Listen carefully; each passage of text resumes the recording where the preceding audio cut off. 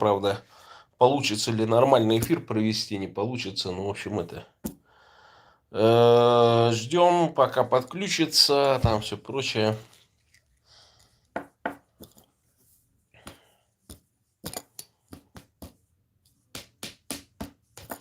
Так, надо в группу сбросить.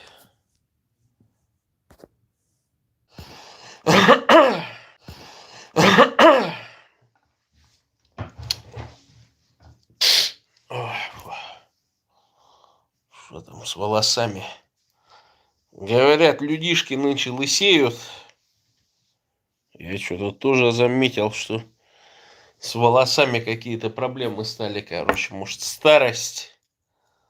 Старость, не радость.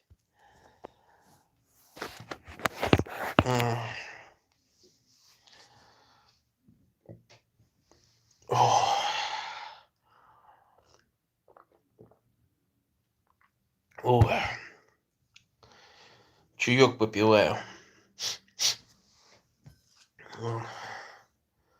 Боржоми вкусная вода, конечно. Ничего не скажешь. Ну это... Что там? Давненько эфиров не было. Я последние 2 недели записывался с ребятами. Сейчас обработал как раз. Одно видео загружу. Ну, это... Завтра премьера будет по поводу там... Так, а что мне там... Я о вреде бурят-монгольства рассказывал. О том, что все вот эти люмпинокомбедовцы без национальной идентичности, короче, людишки. Сейчас вот такой тренд идет, что вроде, мол, буряты, они не должны за свои национальные типа интересы говорить, они должны говорить о более широком, о более человеческом вроде. Я такой думаю, да это же то же самое, что социализм там. При социализме. Вот ты, мол, бурят умеешь, вот ты мяско ешь, бурят, да, а вот не надо, чтобы ты один только мясо ел. Ты же ведь индивидуалистом становишься. Надо, чтобы все ели мясо. И поэтому твою пайку мы поделим, и вот каждый будет по кусочку есть. А мы тебе там полбы, всякой чуши, там опилок, значит, коры, какой-нибудь еще хрени насыпем. Вот и будешь ты вместо килограмма мяса в сутки или там 2 килограмма мяса в сутки будешь кушать, например, 20 граммов мяса и 5 килограммов, значит, там всякой зелени, там брюквы, хрюквы, там лебеды и всей прочей, короче, ерунды. Вот к чему призывает сейчас буритосов, короче. И буритосы, вот надо же, на удивление, какой цивилизованный народ, оказывается. Они вот это все, ага, конечно, да, вот, надо там за других тоже, за Ванюшек подумать и все прочее. Это снова опять вот эти социалистические, интернационалистические все вот эти вот вещи, которые нас от основного отрывают. Вот если бы у нас была масса богатых новоришей националистов, например, которые бы и держали большую часть экономики и одновременно вместе с тем производили бы достаточное количество детей, то тогда можно было говорить, ну, когда нас там миллион, там 1,5 миллиона бурят, там 5, может быть, миллионов бурят, тогда, но есть такой нюанс, когда есть такое, так скажем, что от богатства, да, вот мы можем подумать там о том, что какой-то Ванюшка там страдает, еще там что-то в этом роде. А у нас нету такого, чтобы мы там за какие-то чужие интересы там и так далее выступали. То есть мы должны сосредоточиться на наших внутренних проблемах и на внешних проблемах. Причем часто внутренние проблемы, они... Вот это как, например, некоторые говорят, ну это же внутренняя проблема бурятского народа, вот потеря языка. Мол, все же теряют язык. Опять по ушам. То есть, если бы не русская государственная политика, никакой бы внутренней проблемы с бурятским языком вообще бы никогда не возникло. То есть, тут надо зрить в корень, когда там бурятосы, всякие учителя, особенно бурятского языка, которым я вообще, собственно, в принципе, вообще не доверяю. Не они только вот то, что на книжках вот умные ученые там и так далее, манкурты эти напроизводили вот этого всякого барахла, там методичек там и все прочее, всякой чуши там, да? Вот они действуют от этого, то есть нет сейчас этого. Вот раньше, когда мой прадед, значит, был учителем, одним первым учителем в своей деревне, да, то тогда еще можно было вот таких людей слушать, когда все остальные пеньки да валенки, как говорится. А сейчас учитель — это, извините меня, проводник той политики государственной, которую хотят от нас русские. И вот недавно мы там разговаривали на повышенных тонах, там, значит, какие-то предъявы там последовали в область там западных буритосов и так далее. Я говорю, ну не было бы, если бы был развитый бурятский национализм, то не было бы никаких ни западных бурят, ни восточных бурят, ни каких-то центральных, там, средиземных там и все прочее, да. Были бы вот только просто одни буряты. А поскольку нет национальной идеи, нет национализма, вот из этого все возникает.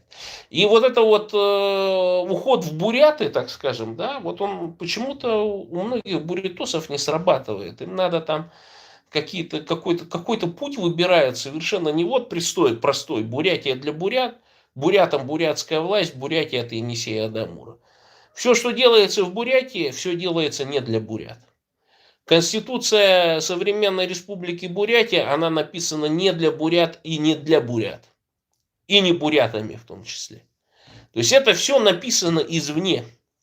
При этом, например, многие вот эти буритосы, демократические всякие, да, типа стукачки Дель Понтихи, там, значит, центр Эшника Дугарова, там, оперной певицы Маринки Ханхалаевой, представительницы великого клана Ханхалаевых, Алойского клана. Там кто еще, там всякие режиссеры там и так далее. Все вот они сетуют на то, что ну вот надо же демократически ко всему подходить. Надо же вот людишек-то спрашивать. Люмпинов, комбедовцев-то надо спрашивать.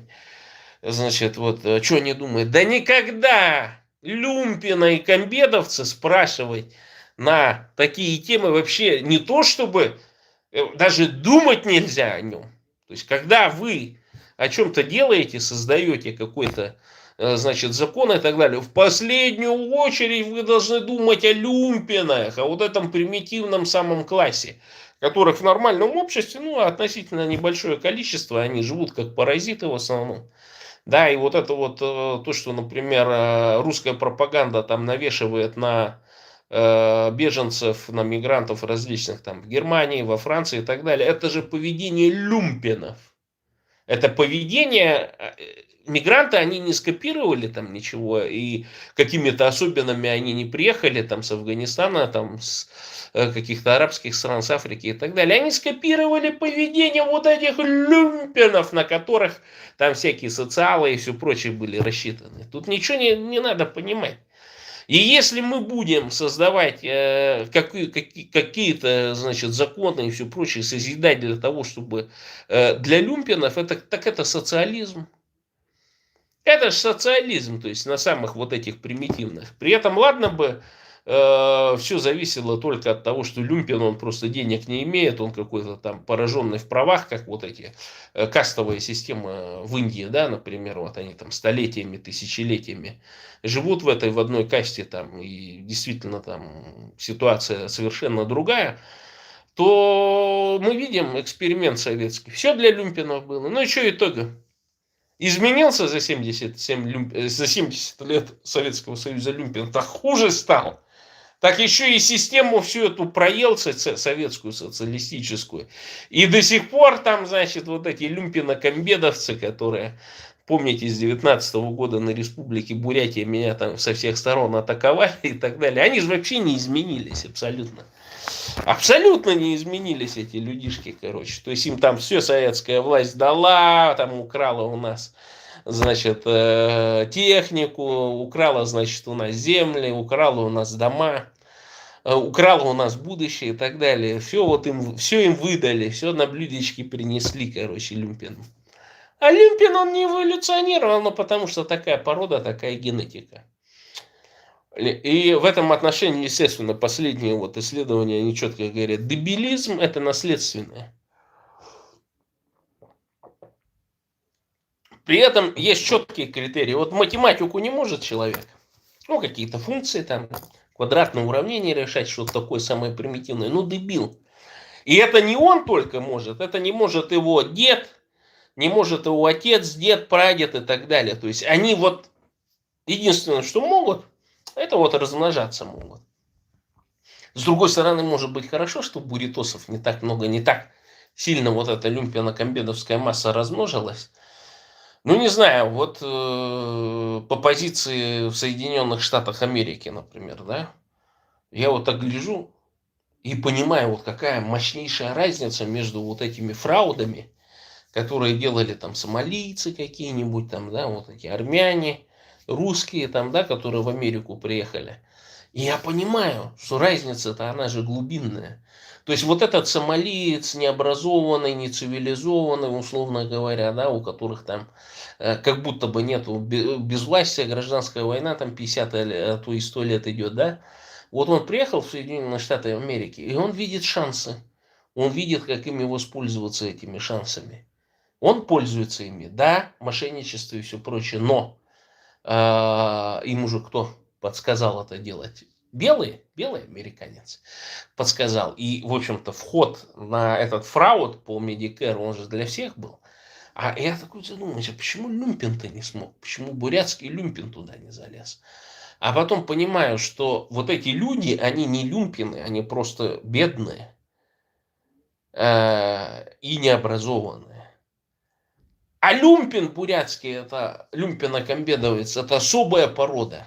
Это образованный люмпин, многие же с дипломами приехали и так далее, короче, в Соединенные Штаты. Но вот что-то им не позволяет залезать. Почему?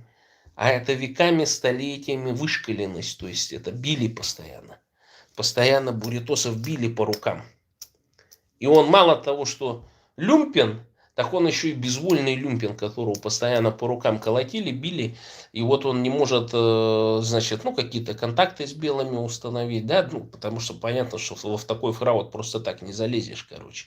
Где-то определенную, значит, гибкость не проявляют, да.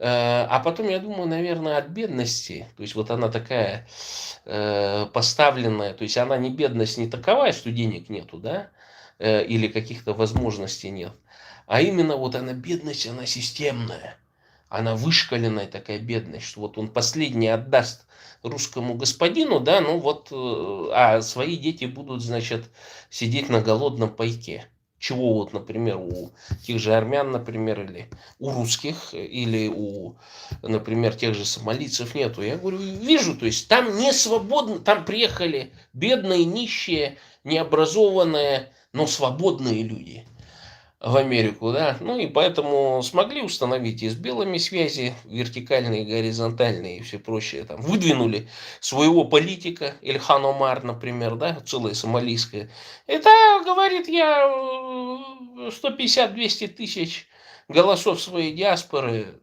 гарантирую в Миннесоте, все будут голосовать за демократов, короче. Я вот понимаю, что таких пуритосов нету, которые вот как на уровне Ильхан Омар даже, да, нет, не существует, потому что вот несвободный рабский народ, и я представляю, что даже во втором, в третьем поколении, вот они там в Америке выросли, но они такими же рабами останутся, такими же несчастными, забитыми, короче, то есть, и это все почему происходит? Потому что нет национальной идеи, то есть об этом в свое время не позаботились людишки. И то есть почему? Ну, потому что перекупили, настолько глупыми были, там заставили молиться в этот панмонголизм этот полезли, Монголию революцию побежали делать, да, всякие там эти Бородины, да, эти каких, господи, там этот еврейский-то, Ренчино там и все прочее, да, все побежали туда революцию делать, типа, мол, пригодились. Да, умники, короче. Начали там вырезать аристократию монгольскую и так далее. Естественно, все аристократы озлобились. Кто-то, конечно, пошел на услужение там этим красным монголам, например, там и так далее. А потом, ну да, мы доберем свое, короче. Ну и в 30-е годы, когда там Чейбалсан уже все ниточки власти захватил в Монголии, это привело к геноциду бурятского населения. Да? То есть уничтожили средневековым способом всех, кто старше колеса, как говорится, да, Всех расстреляли, они же все исчезли. И вот надо мне, однако, будет провести с Бадмажавом Шмидтом на эту тему как раз беседу, потому что вот он как, ну, в приватном беседе со мной говорил, что вот эти ангоны, так называемые, да, вот эти шаманские всякие штучки именно с ангонами связанные, они возникли именно как результат вот этой травмы бурят 30-х годов о том, что, ну вот, что это духи вот этих вот как раз замученных, значит, монгольскими коммуняками, чайбалсанистами, значит, вот этих бурят вроде как и так далее. И они вот там эти шаманы бурятские, значит, там всякие вот эти действия делали относительно ангонов, короче. Я помню, там мне какой-то чувак, он объяснял, что есть там типа сабдачные шаманы, короче, которые бурятские. Они вроде, мол, максимум, что в них вселяется, это какой-нибудь дух животного там или еще что-то в этом роде, короче. Поэтому они там лают, гавкают, короче, а с предками, мол, не разговаривают. Хотя это вообще, ну, в чистом виде New Age, это возникло только в 30-е годы, но подается, естественно, как нечто что-то древнее. И вот недавно тоже слушал там одну тиктокершу, и она там, значит, ну, такую чушь гонит, короче. Будто, а что это буряты, мол, говорят на монгольском языке? То есть это уже постепенно вот эта вот руснявая традиция, да, она начинает входить. Они же там проплатили монгольским лингвистам бабки, там провели парочку конференций в Монголии. И монголы, значит, громогласно объявили, что бурятский язык – это диалект монгольского языка. Только другое дело, что вот этот халхасский диалект, который в Монголии, да, ну, современный монгольский язык, так называемый, литературный, а он-то на базе чего? Он же на базе харчинского диалекта, халхас, ну, который халхасским стал и так далее. То есть, и если взять вообще весь пласт монгольской литературы, да, ну, вот какой существует там с 12 века, условно говоря, с 12 с 13 века где-то в Пекине большей частью находится, да, весь корпус этого монгольского языка, так он-то вообще другой.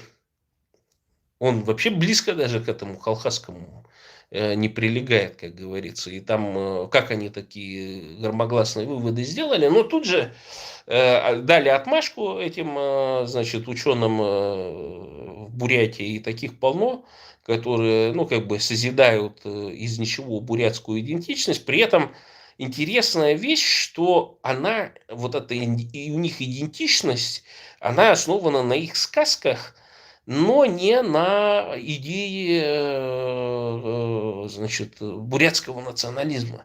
То есть они научились, так скажем, созидать определенные вещи, да, но не используя то, что повредило бы русскому хозяину, да. И вот поэтому я говорю, для люмпинов и комбедовцев, вот этой всей нищеты, голодранцев, да, для них вот эти сказки создаются. И вот она там на полном серьезе говорит, что буряты говорили на бурятском языке 2000 лет. А я пишу, я говорю, ну, ребята, ну, старше 17 века вообще, в принципе, даже устных источников нет. Я говорю, мне покажите хотя бы письменные источники, ну, не начала 19 века, хотя бы середины 18 века покажите источники. Но неважно, то есть источники могут быть разные. Источники могут быть там на камне где-то выбиты, да, источники могут быть в каких-то письмах, в каких-то донесениях, например, да. Источником могут быть какие-то русские сказки, в которых они записывали какие-то определенные бурятские слова там или еще какие-то перечисления делали. Фактически этих источников нет, а уж 16-17 век на бурятском языке его вообще в принципе письменных источников нет. Понятно, что там могут каким-то образом петроглифы какие-то исследовать, там, значит, исследовать какую-то архоно-енисейскую, например, письменность там, и так далее, отождествлять ее с бурятским языком. Но говорить о том, что бурятскому языку 2000 лет, это как это... Ну, это сказка, то есть это хорошо, когда ты занимаешься культуркампфом, там начинаешь, и вот как в свое время там, значит, сделали такую вот, значит, параллели провели, что, мол, немцы, германцы, это вот современные немцы, это, значит, потомки тех немцев, которые, значит, жили там, значит, 2500 лет назад на тех территориях, значит, сражались там с римлянами, и вот, значит, выиграли и вообще разрушили Римскую империю. То есть вот это вот сознательно продвигалось во время культуркампа, в том числе вот этими немецкими, значит, всякими исследователями. Вот, известно, Теодор Момзен там огромный труд написал, что вот и тогда это вот, значит, полезло там, ну, поскольку очень хорошая такая история там, да, с какими-то фактами там, с отсылками к средневековым и античным авторам там и все прочее. И, в общем, это делалось специально, хотя генетика, она четко показывает, что никакого близкого даже соответствия нет, потому что те, которые воевали там возле Лимеса жили, они потом спустились южнее, ушли вообще некоторые в Африку, ушли там и бесследно исчезли и так далее. И современные немцы это вообще по генетике там не пойми кто, короче. Ну, понятно, что какие-то там готы, фризы, там какие-то скандинавы, какие-то славяне и так далее, но отождествлять их 100% с теми древними германцами, которые воевали с римлянами, ну, вообще не приходится, потому что там, ну, такое барахляндие было в темные века, так скажем, и в позднюю античность, и в раннее средневековье и так далее, что там говорить о том, что это прям прямые наследники, речи никакой невозможно. Даже язык отличался. И тем же самым решили, по тому же самому пути, решили воссоздать бурят-монголов неведомых. И я вот, ну, сейчас интервьюирую, в том числе поляков, которые там в Монголии жили, которые монгольским языком занимаются и так далее. И все время задумываюсь над тем, что, естественно, если бы было какое-то единство в какие-то, ну там, какие-то вот древние века или единство происхождения, то, естественно, не произошло бы вот этого развала какого-то, да, вот этой монгольской империи и так далее. То есть это была бы четкая система цивилизации, да, которая вот, ну, в Китае существует, например, и так далее. Сколько у них там государств было, разных, в том числе управляемых завоевателями. В конечном итоге вот эта ханьская идентичность, ее же тоже не было. До 20 века ее придумали ханьские, так скажем, интеллектуалы. Но язык-то был, традиция-то определенная была.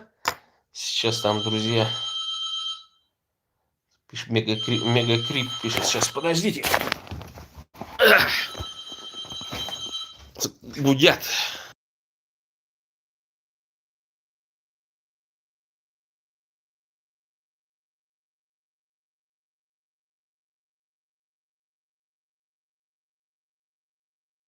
Всем нужен.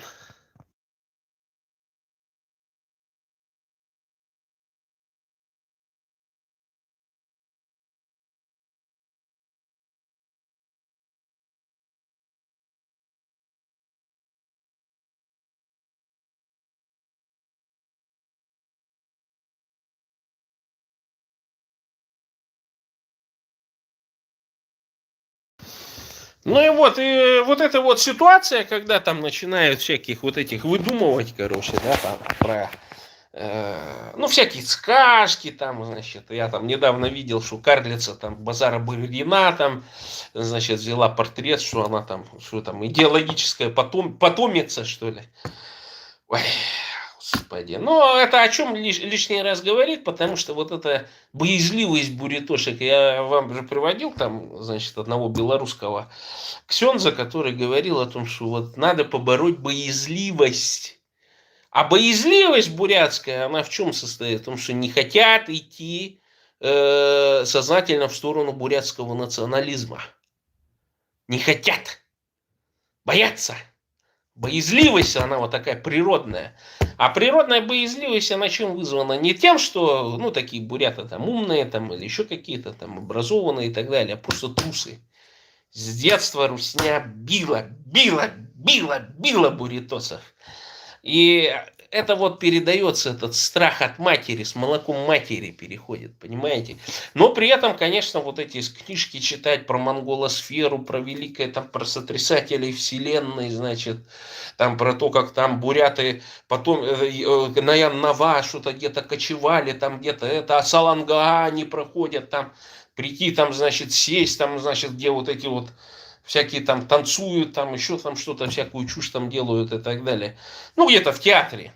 Все это можно, и вот они выходят так, о, и тут стоит там где-нибудь на улице какой-нибудь гегемон русский такой, щик-щик такой, раз об этого буритоса свои вот эти сопли вытирает, так, ну чё, сотрясатель вселенной, чё думаешь, как жить будем?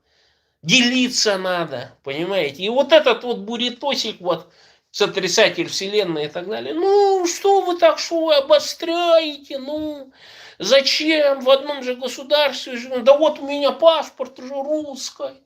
Там, понимаете? Ну, вот эти вот все вот эти ущербности, короче, да, там, и так далее. Ну, с этим связано, с этим больше связано. Сейчас я тут отключусь на короткое время, подождите. Надо.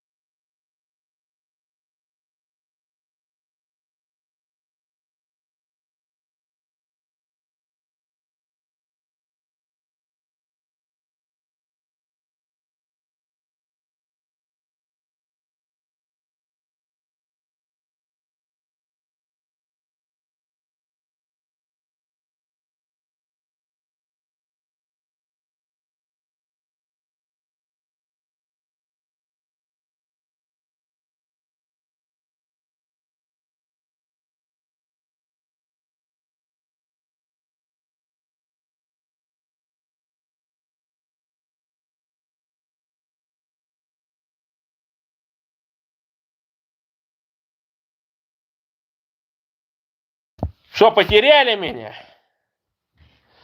Не, там, это, как его, нужно было кое-какие документы ребятам передать. Мы же здесь не только болтологией занимаемся, но еще и важными делами.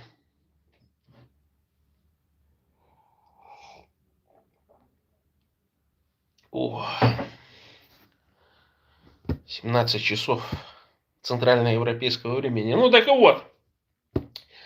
И в 70-е годы как раз, ну то есть после того, как вообще зачистили поляну, эту еще, которая адептов Бурят-Монголии, так скажем, да, которые еще на Министерство иностранных дел русское работали. И вот я поражаюсь, совершенно нет вот этих исследований каких-то, да, ну, московскими учеными там и так далее, на исследование вот это, чем занимались ребятишки, не только, кстати, среди бурята, они были среди татар, башкир, среди калмыков, айрат-калмыков, среди казахов, те, которые работали на Министерстве иностранных дел. Вот это там, этот, как его, Цыбиков, например, там и так далее. Что это он вдруг? Раз, буритос и в Тибет поехал. Что, на какие? Сколько баранов продал, чтобы в Тибет поехать? Это же все не так дешево было. На чей шиши, как говорится, да? Потом внезапно, значит, фотографии его всплыли в National Geographic, например, из Лхасы, да? Тоже странная вещь. Как это вдруг? Раз, и вдруг все пошло, там книжки какие-то писал там и так далее. Ну, то есть это же не просто так все. Был там один мошенник, там этот, как его, который размягчал травками, значит, мозг Николая II, Николашки, как он там, этот, лекарь-то, господи, Бадмаев.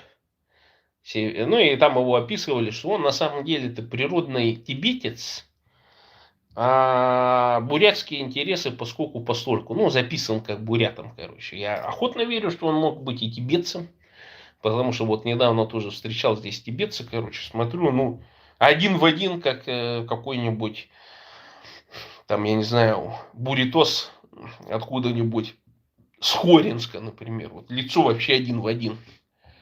Я говорю, там, что как зовут? Как он буддийское имя назвал, короче, я ему говорю, там это, откуда, ну, вроде как это, монгол, говорю.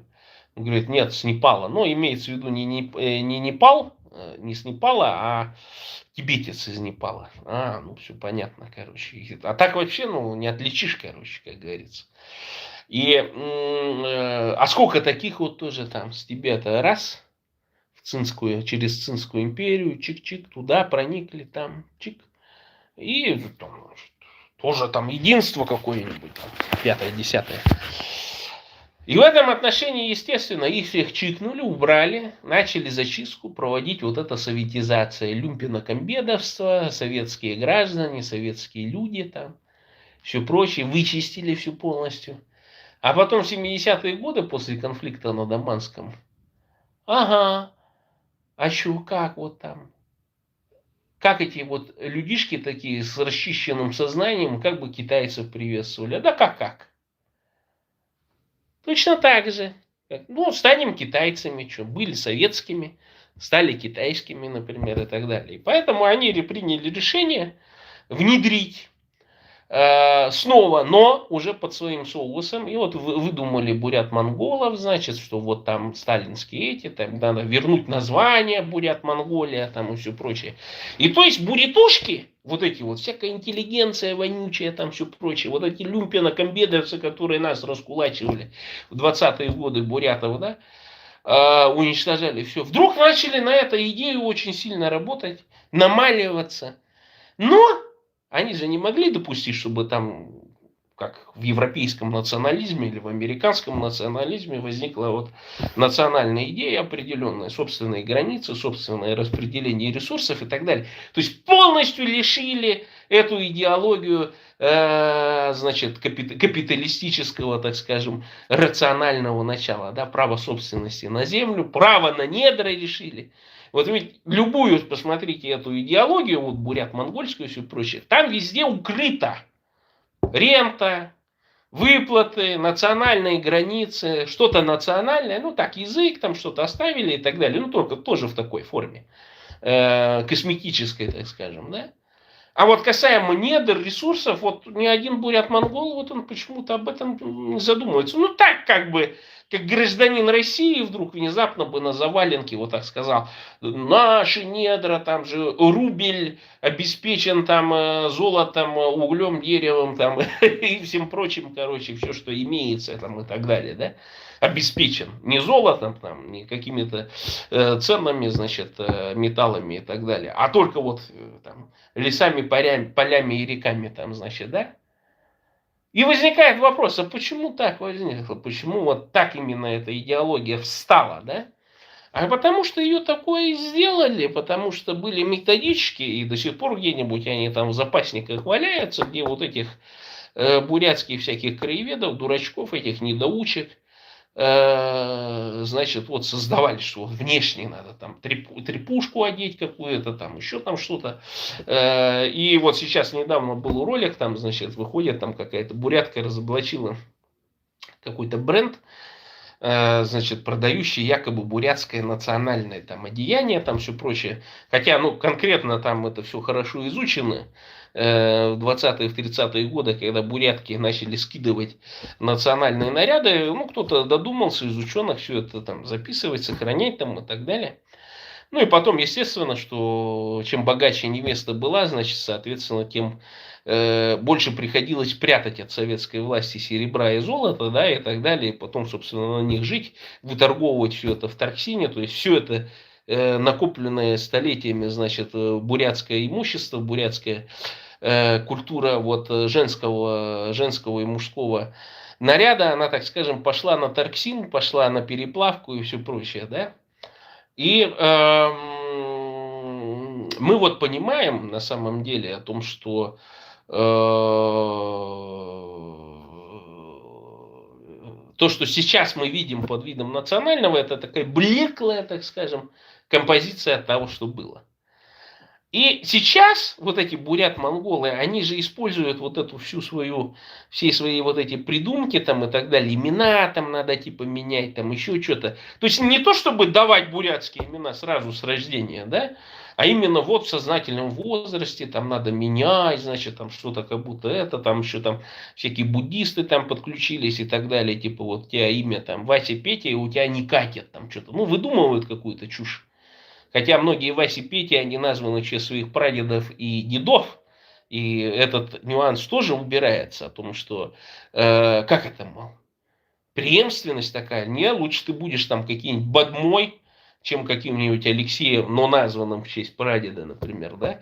То есть тут ведь логика такая, что они начинают лезть во внутрисемейные вещи. И в этом отношении вот некультурная, так скажем, примитивная бурятская особа, она вот готова, люмпино-комбедовская, она готова, конечно, под сиюминутную моду, там, значит, поменять свое имя там и так далее. Тут они же, ведь смотрите, бурят-монголы хитрые, они же не говорят, что давайте бурятам бурятские имена. Сознательно уже следующее поколение, да, значит, обрезайте эту фамилию Ов и так далее, чтобы он уже с самого рождения был каким-нибудь Ирдем, Негатапов, Агатапин какой-нибудь там, или еще там что-то в этом роде, или вообще какая-нибудь отдельный закон в Республике Бурятия о бурятских именах, например, создайте, они же бурят-монголы об этом не говорят, о том, что мы должны действовать, в том числе и создавая соответствующие законы. Вот, пожалуйста, кто-нибудь из этих бурят-монголов, внесите эту законопроект о бурятском имени, например, в народный хурал. Пускай там коммуняки или еще кто-нибудь там провернет это дело. То есть, видите, то есть чисто декоративное.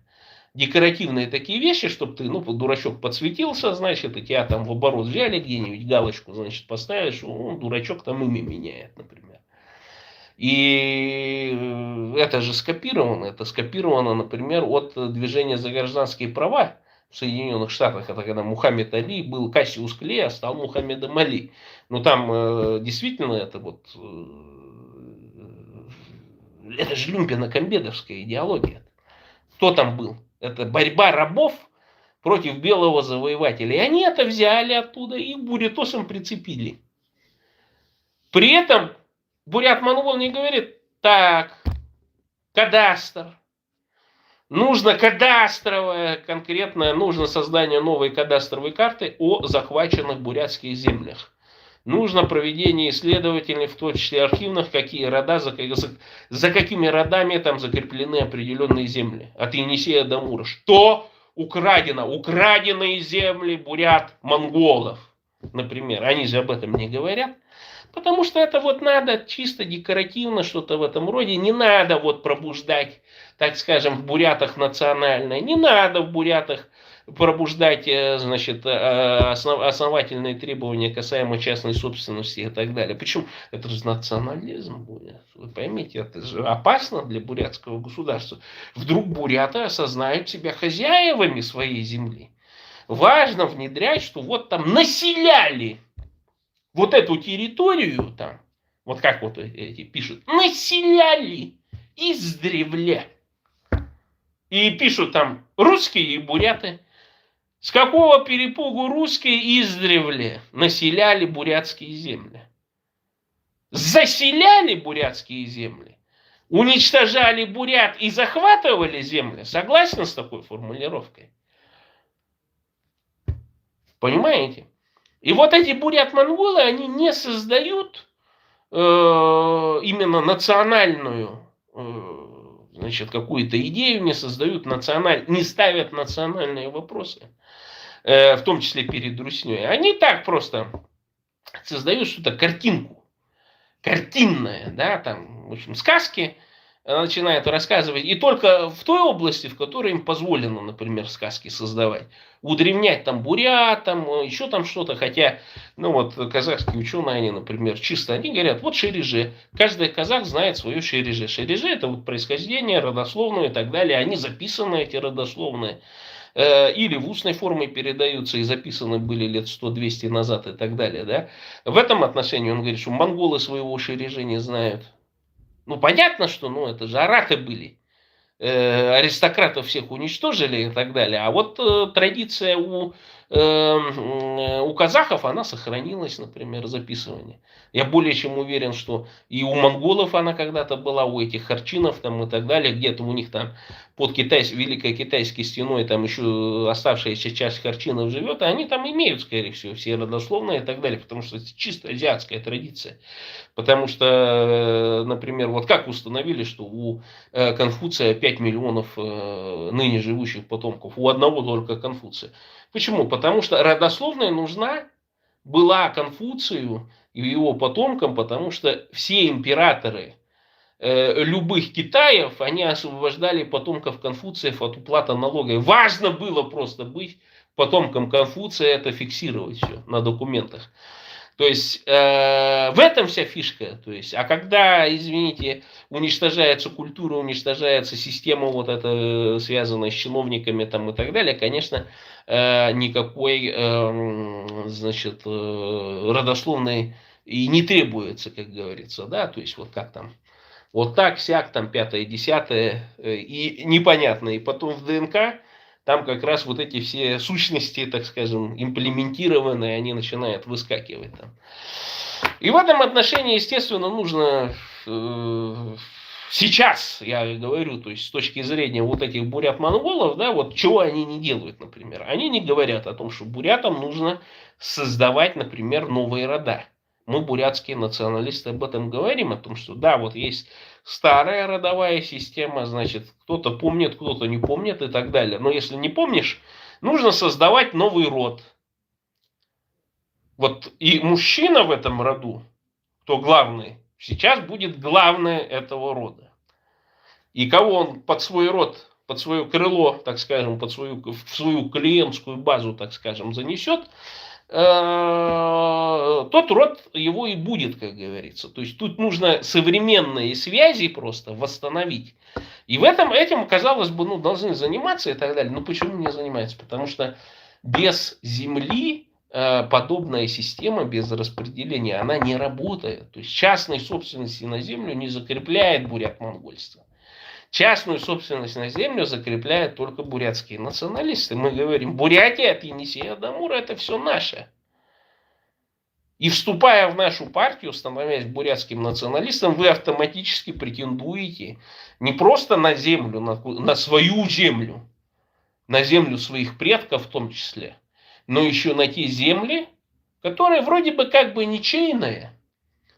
Как будто бы кто-то на них сейчас живет, но когда придет определенное время, будучи членом нашей партии, вы уже автоматически будете иметь кусок этой земли в своих в пользовании своего рода, своего племени. Понимаете? Вот этим нужно сейчас заниматься. То есть нужно снова возрождать в том числе племенную систему, то есть сначала род, потом племя. Племена уже бурятские будут формировать более крупное объединение, как Лоя-Джирга, например, в Афганистане. И много таких государств до сих пор, которые вот существуют по примеру, ну, можно так сказать, олигархической республики, да, то есть племена представляют свои собственные интересы. Вот, например, Саудовская Аравия, ну, хоть королевство, но там огромное количество племен, которые свой кусок земли эффективно используют, выкачивая оттуда нефти там, и все прочее, с разной степенью, так скажем, успешности, но тем не менее они имеют этот кусок на своей земле. И недра, которые на этом куске земли расположены. И вот бурятам как раз и бурятский национализм об этом говорит, о том, что вы, будучи бурятами, вне зависимости от вашего этнического происхождения, да, вы уже, работая на национальную идею, продвигая национальные нарративы, вы уже становитесь частью некого более крупного сообщества. Но это род, племя, бурятская нация, бурятское государство. Это естественно. Что нам предлагают бурят-монголы? Нам предлагают танцы, шманцы, значит, там языком заниматься, еще чем-то. То есть это так называемое отвлечение в шахматах. Вот ты делаешь ловушку, там все создаешь, и потом создаешь такой ход отвлечения. И вроде бы как человек на него должен отреагировать каким-то способом, но может и не реагировать, может что-то пожертвовать. И с другой стороны ты теряешь темп. Да, то есть ты даешь противнику создать, вот, ну, ты вынужден какой-то ход сделать, оборонительный, уходить и так далее. Но ты теряешь из-за этого темп. То есть, может быть, у тебя хорошая бы атака развилась, но ты теряешь темп. И этим как раз занимается ради отвлечения вот эти вот всякие движения непонятные, которые внезапно вдруг возникли, там США тоже активничают и так далее. Почему? Потому что главная задача не дать развиться бурятскому национализму. Потому что бурятский национализм это не сказки, это реальность. Это реальная борьба, это 20 лет в русской тюрьме. Вот как сейчас многие вот эти буряты заехали и так далее. Да, почему они заезжают? Потому что они уже бурятские националисты. Потому что они уже пошли на конфронтацию с русским государством. Понимаете? И вот они такие срока зачем дают? Потому что, чтобы бурятошки опять снова боязливость возникла вот у бурятошек, да, через этих баб всяких там и так далее. И они распространяют вот эту боязливость. Ну вот сидит, например, Алексей Бадмаев, да, на голодовке. Я, правда, не знаю, в какую он Трицалово пошел, в сухую голодовку или в мокрую голодовку. Но я думаю, что это часть гораздо большей кампании на самом деле, что там ухудшили условия содержания вообще в целом заключенных, и там они устроили массовую голодовку, а не только там один Бадмаев голодает. Но это старый еще с советского времени, значит, прием политической борьбы, объявление голодовок. Но старые борцы, вот они описывали, что индивидуальная голодовка, она только портит здоровье. Нужна именно массовая, то есть вы должны подбить на голодовку гораздо большее количество людей. Вот то же самое, как там пишут, какой-то, значит, русский там борец с режимом вскрылся. Ну, пузо себе там в 5 местах проколол, короче. Ну и что? И ничего. Потому что это не работает. Это тогда еще было, что нужно, даже Мопс Дядя Пес даже рассказывал о том, что нужно, чтобы целая хата вскрылась, короче. Только таким способом. И в этом отношении, естественно, что они становятся природными врагами, значит, русского мира, естественно, опасны. Как это? Как это вдруг эти там заголосили, что-то недра какие-то хотят, от Енисея до Амура, там, вы что? А как же моя вилла там где-нибудь, в это, как и будущая вилла в Ницце там и так далее. Вот сидит этот русский чиновник и думает, что такое-то, это непорядок. Это как это вот эти чумазики вдруг решили заговорить на какие-то национальные темы, там потребовали, значит, ареста имущества, там каких-то, как украденное, значит, украденные ресурсы, украденное имущество и так далее. Ну, то есть, для чего нужны нам правозащитные бурятские организации это по всему миру? Для того, чтобы блокировать вот эти богатства, которые у нас русские украли в своих интересах. И часть русских утащила эти деньги, значит, и перевела куда-то на Запад, на свою прекрасную жизнь где-нибудь в Лондоне, там, в других местах и так далее. Вот об этом мы должны говорить совместно с другими порабощенными и колонизируемыми народами. То есть мы должны создать альянс, который бы блокировал любую русскую финансовую активность, значит, за рубежом и так далее. Они же не хотят этого. Сейчас вот говорят же, разжирели, разбогатели москвичи. Я и говорю, что для совершения русской революции сейчас нужно развернуть оружие, которое находится в Украине и в других местах, пойти в Москву, разрушить Москву, захватить ее, разрушить Москву, москвичей продать в рабство, а их имущество должно пойти в качестве компенсации и украинскому народу, и всем прочим порабощенным и колонизированным людям. Поэтому это необходимое, минимальное необходимое действие. И вот в этом отношении Руслан Кутаев, он дезавуировал определенные вещи. Он сказал, что 2 миллиона, значит, уже мигрантов готовы взять власть в Москве. И, как вы помните, это я частенько говорил о том, что в принципе, нет проблемы сделать какую-то мусульманскую революцию в Рашке, потому что в Москве, ну кого больше в Москве, там 3 копейки бурят, может от силы 10 тысяч живет бурятосов в Москве. Что они там сделают? Ничего, бояться только будут, боязненность у них там проявится, да? Портки свои будут там защищать и так далее. А вот этим терять нечего, ребятам. То есть 2 миллиона, стоит завести 2-3 миллиона мачете в Москву, и посмотрим, чья власть будет. Так что в этом отношении, естественно, вот эти вот все идеологии, которые там возникли еще в советское время, причем не бурятами придуманные, было бы это еще бурятская какая-нибудь идеология там и так далее, своеобразная, как вот у Берии Дондарона, там у других, значит, деятелей, да, бурятского банподполья, так скажем. Но видите, боязнь вот это, непонимание вот этого собственности, частной собственности на землю, недропользования и так далее. Вот это нужно имплементировать бурятам, внедрять сейчас, чтобы каждый бурятос понял, что он не просто так житель на земле, на поверхности, что все это под ним, это все его, а не просто 2 квадратных метра могилки, так скажем. Да? Это все его, все наше. Бурятия от Енисея до Амура. Бурятам бурятскую власть. Вы поймите, вот простые истины, вокруг которых возникнет наше прекрасное бурятское государство. Бурятам бурятскую власть, Бурятия от Енисея до Амура, Бурятия для бурят. Бурятия для бурят, бурятам бурятскую власть, Бурятия от Енисея до Амура. Только так и не иначе. Этими 3 тезисами мы победим. Всем пока, друзья, и до новых встреч.